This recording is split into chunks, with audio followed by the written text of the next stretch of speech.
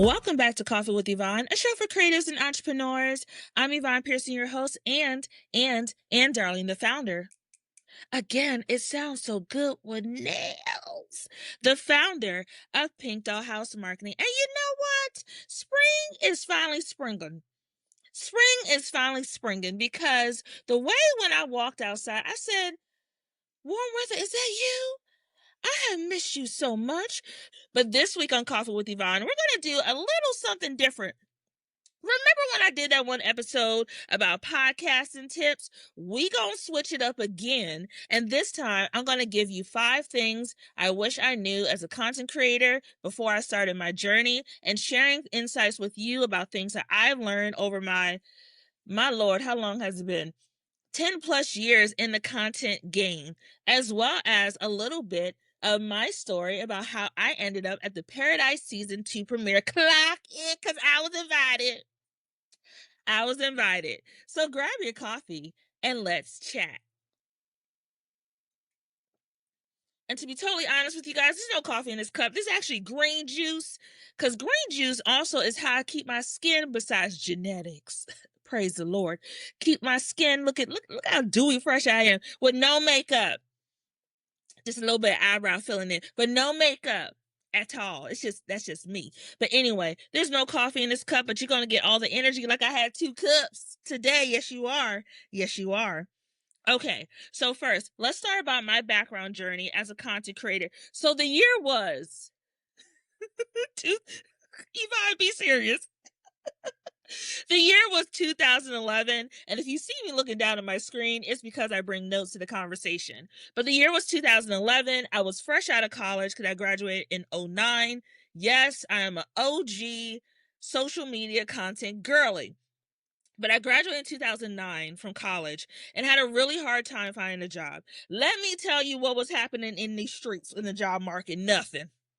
Nothing was happening if you graduated from college at that time, depending on your degree. But for a lot of us, there was no real opportunities, right? And so I have my degree in art and art history with a concentration in marketing. I kind of created my own major because I saw like the shift that was happening in the industry spaces. Even though I started out as pre-med, we ain't gonna talk about that. But eventually found my footing and did art and art history with a concentration in marketing. So graduated from college, had, good internship underneath my belt. And the track was from my plan, graduate, move from intern to manager and training program, because I was an intern in the federal government at the time. And at my mom's agency, actually, EPA, she actually got me that job when she was washing her hands. True story. And when the ELTs asked, "What is Vonnie doing for the summer?" She said she's looking for an internship specifically in marketing. And they were like, she started on Monday. So that's how I got my internship. She got me the internship, but it was my job to keep it, which was very clear in our discussions. And the plan was for me to stay at EPA to then transfer over to the Smithsonian, because I really wanted to work in the Smithsonian on like the side of curation, programming, that side of like the marketing kind of space, more like the visual aspect. You are the visuals when it came to that side of the work that they do at the Smithsonian.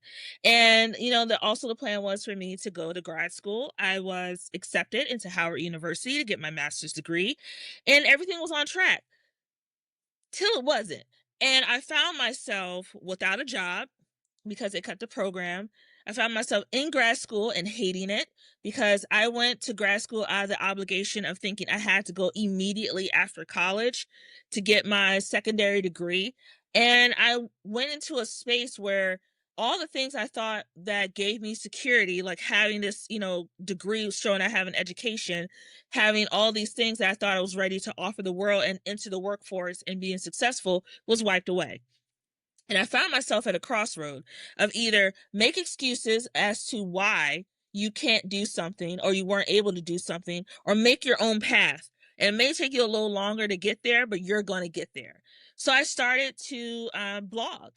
And this is after multiple rejections from places when I was applying for jobs, things that I don't want to repeat in full verbatim, but basically they didn't want me there because I was too Black. I wasn't the right fit. I wasn't what they were looking for, because marketing is still a very white-centered space. And during the time period where I came out of college, it still was something that was unspoken, but it was there, if you hear what I'm saying. So after receiving rejection after rejection after rejection, and only finding the only job opportunities was like selling door-to-door Verizon Fios, which was a thing then, or working in high-end retail, I chose to go high-end retail, because I was like, you know what, the plan is not, clear right now, but I'm going to trust God. I'm going to trust the gift that he has given me, and I'm going to trust where he's going to take me. I'm just going to move on faith. And everyone knows, who has a belief in their faith and things like that, faith without work is dead. So I knew I could have the faith, but God still wanted to see me put in the work. So while I was working retail, I networked. I, made sure to listen, and I started my blog. And this was very early in blogging, where it was still very new and people were trying to figure out what this thing was. This was still around the time that Facebook was new. Instagram had just, was founded and was still finding its footing in the market. And I was essentially in a space that was still being created, no pun intended, created while I was in it, right? So during that time period of me being a blogger, I was working full time at Bloomingdale's, and I was looking into other career pathways that were centered around marketing. I applied for like the buyer program for Bloomingdale's. I did not get in, but for TJ Maxx, I did get in. I ended up not going because financially it was just hard for me to have to move to another state and not get paid for I think it was like a 3 to 6 month program for that time period to be part of this program that required you to be fully invested in it. So I turned that down. But while I was working, putting my blog together, I was receiving opportunities to work behind the scenes of like New York Fashion Week. And I talked about this previously on a prior episode with my good sis Bianca. Hey B. And it was just something that I knew there was going to be an end game to it. And I knew if I was smart and built my own portfolio, which blogging showed that I could write, that I knew how to edit. I knew how to use back end of programs like WordPress and, Blogger, Tumblr, things like that. I knew how to take photos. That was something that I don't think people realized early in the blogger, now content creation influencer game, was a skill set that a lot of companies needed, but didn't see the value in, having the ability to take photos and being an editor of your own work. And over time, it shifted from me working in retail full time to I really was splitting my time between here in the DMV and New York. I found myself in New York darn near every other week at sometimes, and I was working shows. I was a assistant to a couple of people. I worked as a PR assistant for the Greater Washington Fashion Chamber of Commerce here in DC, where I learned how to do things like put together press releases. I work behind the scenes at shows. I interview people who were on Top Model, including Miss J and Jocelyn. Jocelyn, you remember Jocelyn, the Cha Cha Diva, people like that. I did things like work as a fashion assistant, in which I helped pull looks for fashion and runway shows. I worked for shows that were for Macy's, for things with Essence magazine. I was doing all kind of things in the fashion space. And I also worked as a social media assistant. My first real job, really in the industry, for Leanne Farbs, who was at the time and still is, give her credit, one of the biggest beauty influencers in the space. She even had a collaboration with MAC to create her own eyeshadow line, and hers sold out darn near instantly. I was her social media person, and I helped her build her social media platforms for her channels. So I was often with her in New York, creating the content behind the scenes to document her journey during New York Fashion Week, including covering key events for New York Fashion Week, interviewing people like the people at Butter London when they first launched X, Y, and Z, going to Project Runway yes, I did Project Runway wrap parties and things like that, covering those events. So my journey as a content creator was never linear, but there was always a path forward, right? And that turned into me, because work with me here, there's a through line.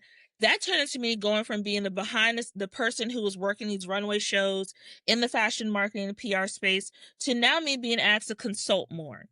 And in doing that consultation, I found myself more behind the scenes being a strategist, which is what I wanted to do anyway in the marketing space. But I still was doing content creation because I wanted to stay sharp. And over time, when I shifted my blog, it first started out being called Step Into My Stilettos. Girl, what were you thinking? But it's fine. To Pink Doll House. And Pink Doll House, the inspiration behind that was a Barbie dream house I got when I was 8 years old, and I credit as the spark of my creativity. So I took the name Pink Doll House and turned it into Pink Doll House Marketing, which is my business. I started in 2017 with $1,300 from a bonus I received as a coordinator, and I still own today. And in that through line, Pink Dollhouse served as a framework for not just my business and consultation and marketing, but also the framework or for the house, essentially, for my content creator journey. Everything that is centered around my content lives underneath that Pink Dollhouse umbrella. The podcast that you're listening and are watching, Coffee with Yvonne, the content I create on my channels, I even went so far as to get it trademarked and registered with the Copyright Trademark Office to protect myself and my work. And while I was building all this over time, I started noticing I was getting recognized as a content creator when you started seeing that shift around in roughly 2020 when people were stuck at home. And when I started taking my content more seriously, I started noticing companies starting to take my content more seriously. I noticed that I was getting different kind of emails in my inbox, saying things like, "We love your content. We would love to collab X, Y, and Z." My biggest collab to date, which is where I'm getting to, is Hulu.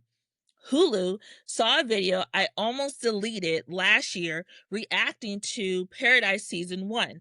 And it was very early in the season episodes. I think it was like episode 1-ish I was reacting to on social. And mind you, I almost deleted this video because it wasn't considered perfect. But something told me, do not delete this content. And I'm glad I didn't.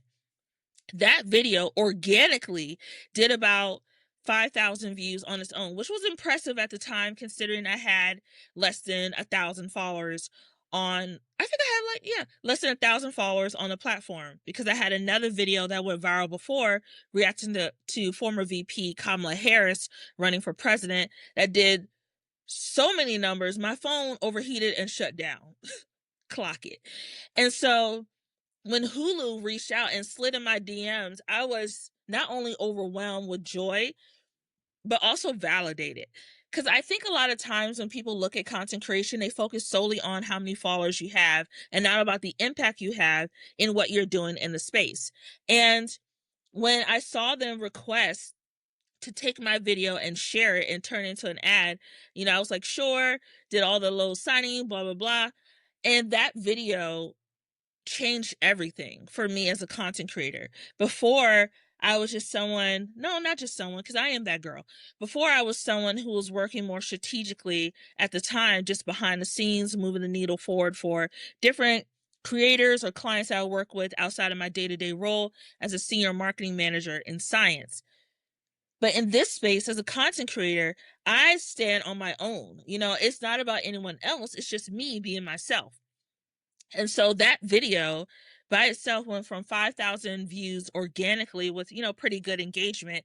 Engagement, by the way, you guys, things like bookmarks, saves, shares, comments, etc. Because I make sure that I am engaging with my audience respectfully. If you respect me in my comments, I respect you as well.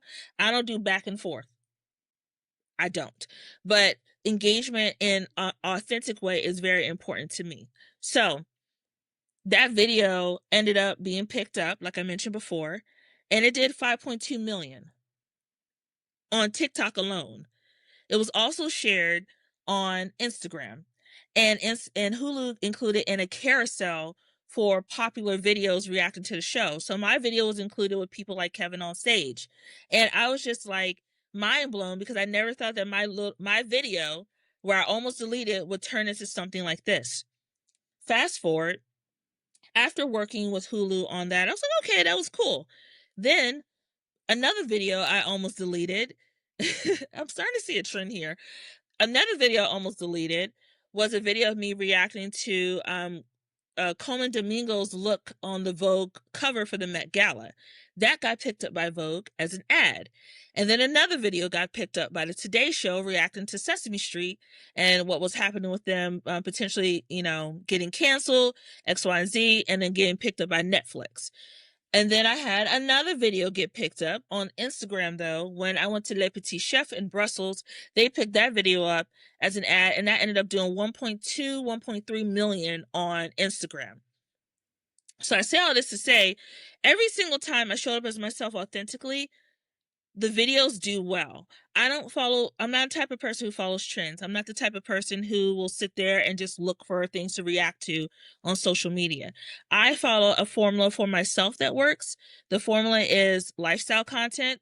You're going to get a percentage of my life, not the full scope, because I like my privacy. It is marketing or creative center content in which I break down things that you may have seen on your social media timeline and may not be aware of, like the marketing tactics or the strategy behind it. For example, Cardi B's I Am Little Miss Drama tour, Kendrick Lamar, when he got the picked up by Chanel for being a beauty ambassador, I've reacted to that. I reacted to all different kind of things, breaking down marketing tactics behind them. And then, finally he might get it like a little behind the scenes or just my own like personal thoughts about stuff. A month ago, I was invited by Hulu to attend the season 2 premiere of Paradise. Before that, I was invited to join their content creator group specifically to get exclusive things related to Paradise before the general public. And I thought that was cool enough by itself. But getting the invite out to LA really did solidify for me that I am doing something right. And in this episode today, that's what we're going to talk about are the tips that I have for you about things that I have learned as a content creator that I hope can be helpful for you in your journey. So let's first, and that was a very long explanation that I took a lot of your time to talk about, but let's first talk about the first lesson or tip that I have for you guys. Content creation is a marketing tool. And again, as your favorite marketing girly, I'm going to keep saying this to y'all. These platforms are essentially a visual portfolio for your work to show the world who you are. And showing up authentically is just something that I recommend for people to do, but also showing up consistently is also important. Every piece of content shows who you are, what you stand for, and why people should trust you. Even small posts contribute. And when you think about things like, oh, I only got 200 views, to put it in context, and I know I've shared this before. To put it in context, 200 views, if you are in a room, say for example, you in a movie theater, right? Okay, let's do that one. You're in a movie theater, there are 200 seats. Girl, every single seat is filled and they looking at you. That's a lot of people, isn't it? That's a lot of people. When you have content that resonates, even with 200 people, you still have some kind of impact. Plus, you don't know who is in the room with those 200 people. It could be a talent agent. It could be someone on a marketing PR team. It could be a brand looking to collab. You never know. So do not discount those 200 views. Don't think that you're in 200 views jail because we're thinking small when we should be thinking bigger. The second takeaway underneath that, content builds trust before the transaction. By the time someone considers working with you or buying from you, they already know, like, and trust you because of what you've shared. Because content creation is not just about promoting what's on TikTok Shop or whatever affiliate link that you have. There's nothing wrong with that. It's also about building real connections with your audience. And by the time that you may be promoting or selling something, people just like you for who you are and may buy into it authentically because you recommended it.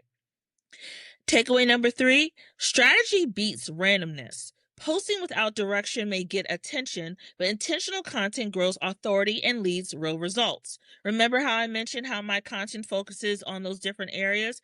I don't just hop on trends because they're popular or whatever TikTok wants to feed me what everyone is talking about. I ignore those.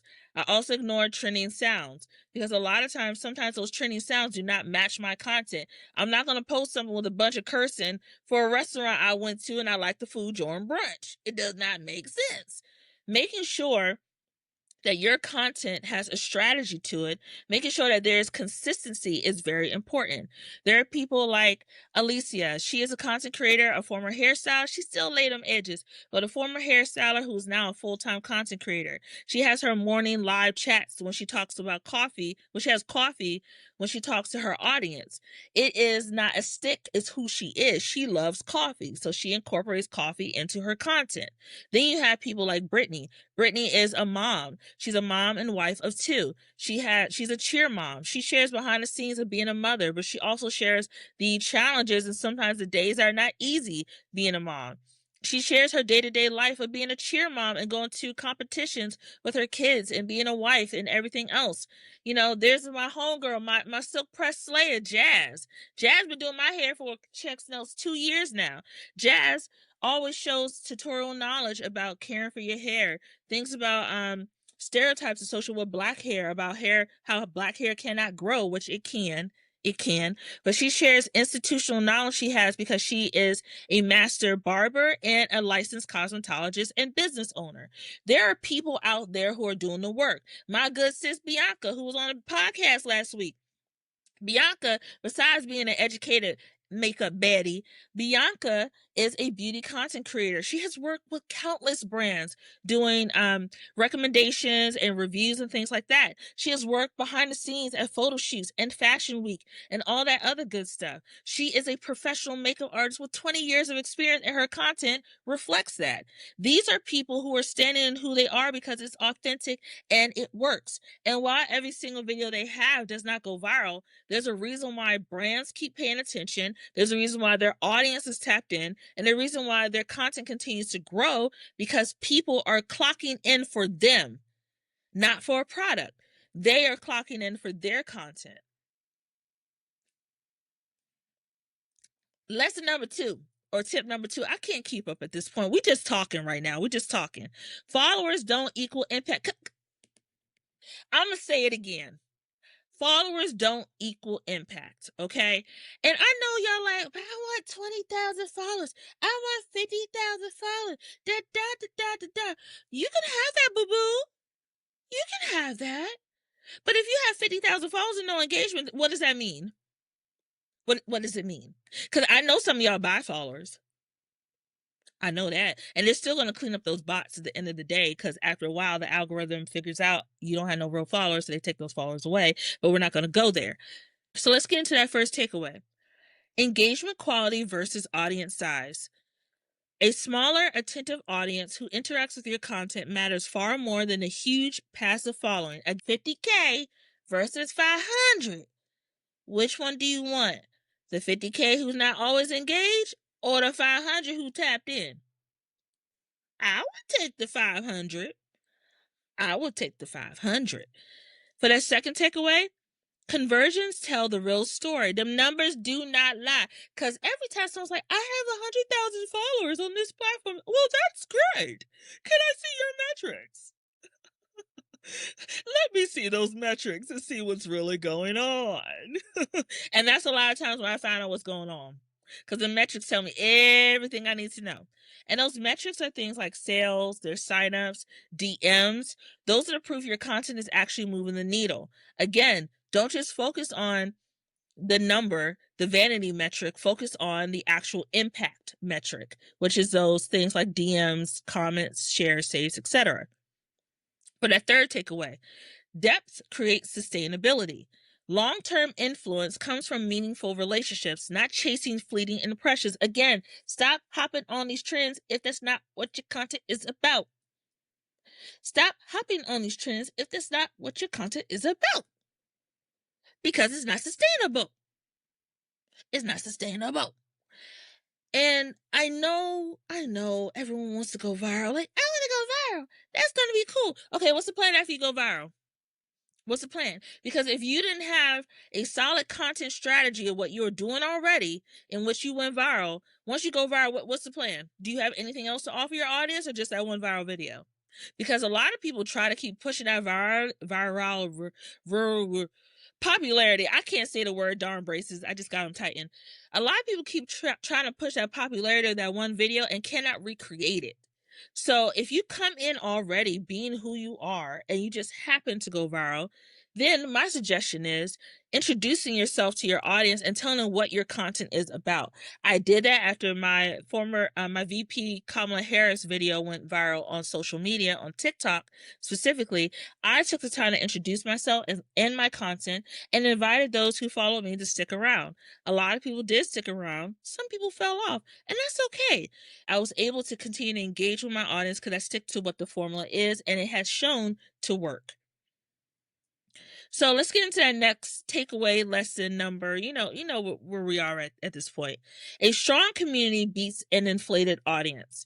For the first takeaway, build community through conversation, not broadcasting.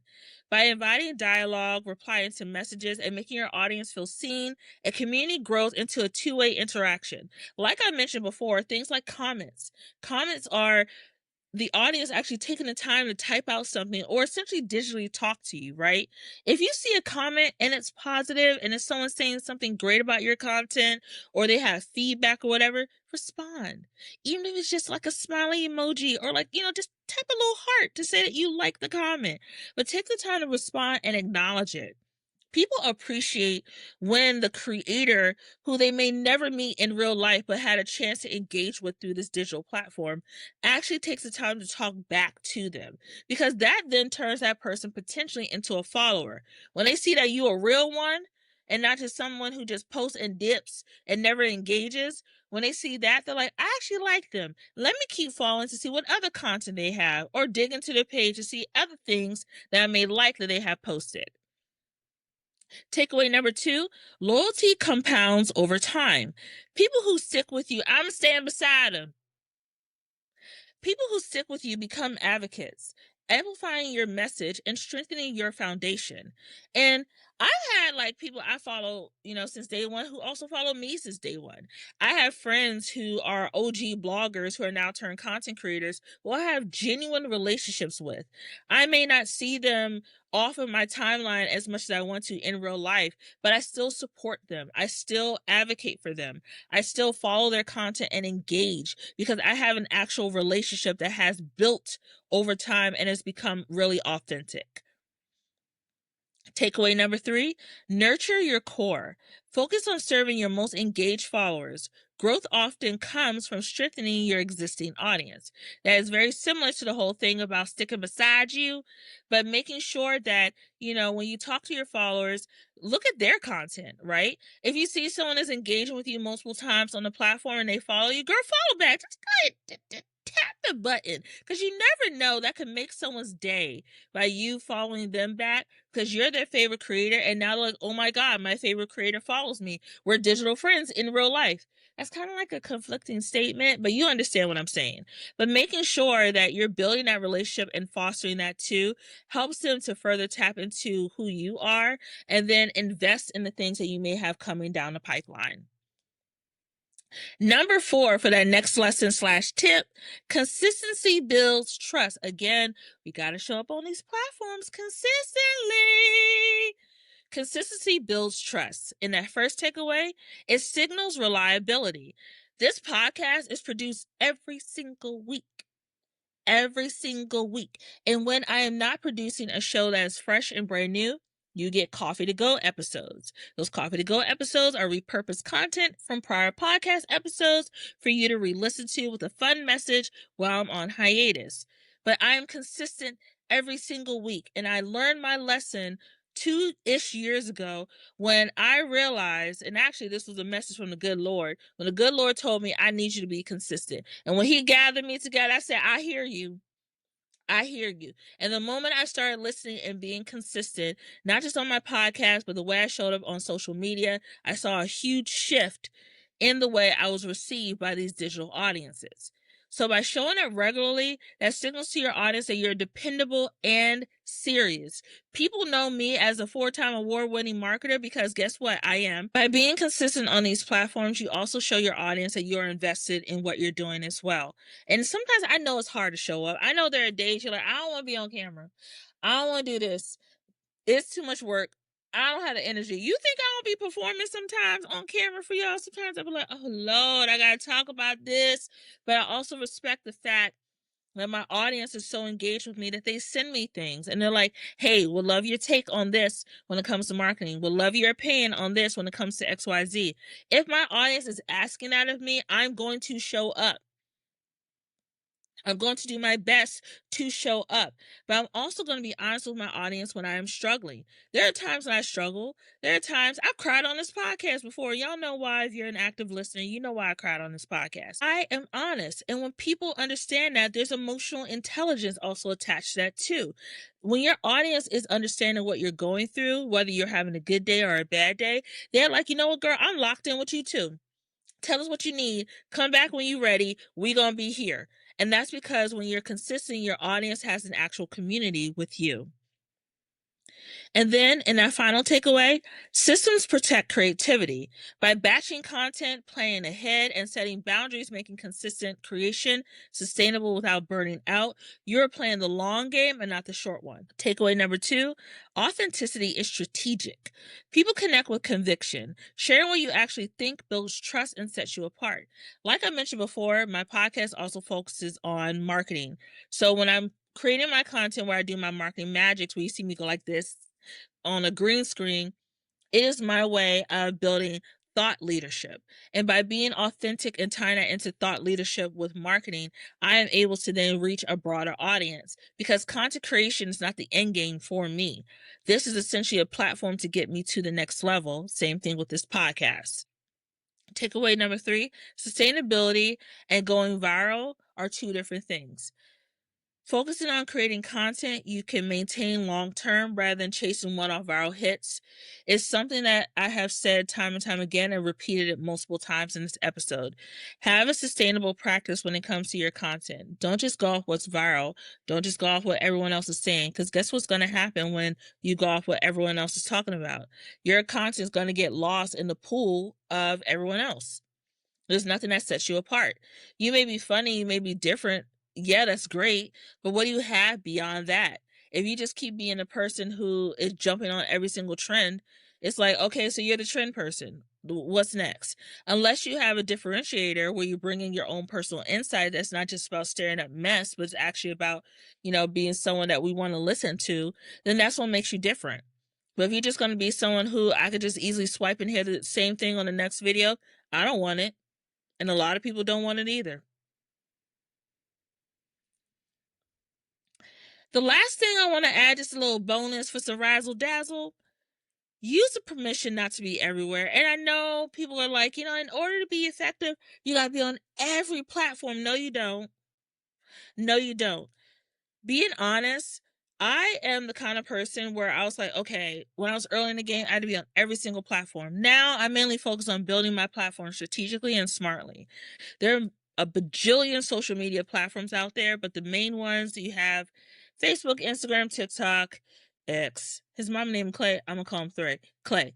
You also have Threads now, which is a container, Snapchat, Reddit, and Substack. I count Substack, as well as YouTube. I'm not on every single platform. I had a Substack before. If you noticed that, I had a newsletter. I tested it out. I felt I was stretching myself too thin, and I didn't need to have every single thing to talk about, the podcast. I just wanted to be more strategically focused. But I get back to my point. You don't have to be on every platform to be effective. Build your audiences strategically about what you want to talk about and who you want to engage with. You also don't have to post every single day on the platform. Now, I know Kev on stage likes to post 3-4 times a day. That works for Kev. That does not work for me because I will get burned out very quickly. And even if I post on TikTok 1 to 2 times a week separate from the podcast promotion, that is enough for me. That's the way that I like to show up. You show up in a way that's best for you, but don't feel the need to be that person who is on every platform every single day. Your light is always active green for people to see that you are online. Because after a while, it gets hard to keep up with that level of production. Mind you, content creation takes time. I don't care if that video is 5 seconds or 5 minutes. You still have to edit it. You still have to post it. You still have to write copy, all this other stuff. That takes a lot of energy to do.